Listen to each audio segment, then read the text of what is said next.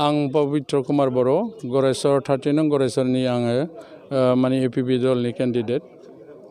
दा आङो नमिनेसन दिनै दाखिल खालामदों नमिनेसन दाखिल खालामनायाव आं जोबोद गोजोननाय मोनदों गासैबो माने जाति जनगोष्ठीफ्रा आंखौ मदद होदों हेफाजाब होदों आरो हिसाबै आङो दिनै खौसेथियै फैनानै दले बले फैनानै दिनै नमिनेसन दाखिल खालामनाय हाबाफारिखौ मावगासिनो दं नैबे समाव गरेस्वराव उदां बिजाथि आरो रुलिं पार्टी हिसाबै दंखायो बेनि सायाव सार मा बुंगोन दानि थाखानाय इएम महेश्वर बसुमतारिया कुनु मोनसे डिपार्टमेन्टनि मोजां खामानि मावनायखौ नुवाखै जिहेतु माने 52खन गांव आरो 401 सुबुरि बे सुबुरियाव कुनु माने बिथांनि बिखेक माने खामानिनि कुनु माने माबा नुनो मोनाखै आरो नैबे समाव नोंथाङा बेसेबांसो भट मोननानै देरहासार जानो मा होनदों बेसेबांसो भट लानानै देरहासार जानो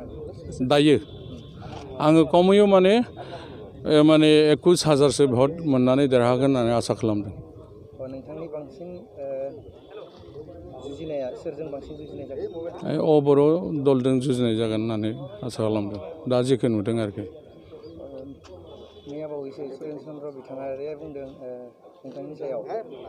नैबे समाव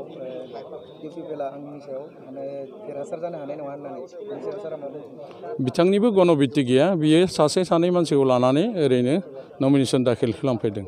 बिथाङा इउपिपिएल दलाव हाबफैदोंमोन आरो टिकेट मोनैनि जाहोनाव बिथाङा माने ओंखारलांफिनदों हिसाबै बिनो जेबो गन'बित्तिखौ जों नुनो मोनाखै नोंथाङा जे आरो साननैसो सिगाङाव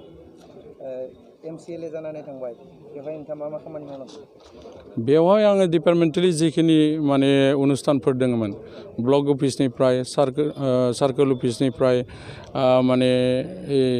सयल कनजारभेसन BO अफिस बेनिफ्राय ग्राम सेबक माने अफिस अंगनबादि अफिस बेनिफ्राय माखासे माने लामा सामा जों बानायनाय जादोंमोन आरो बिनिख्रुइ बिखेक भाबै गरेस्वर टाउन कमिटिखौ आङो लाबोनो हादोंमोन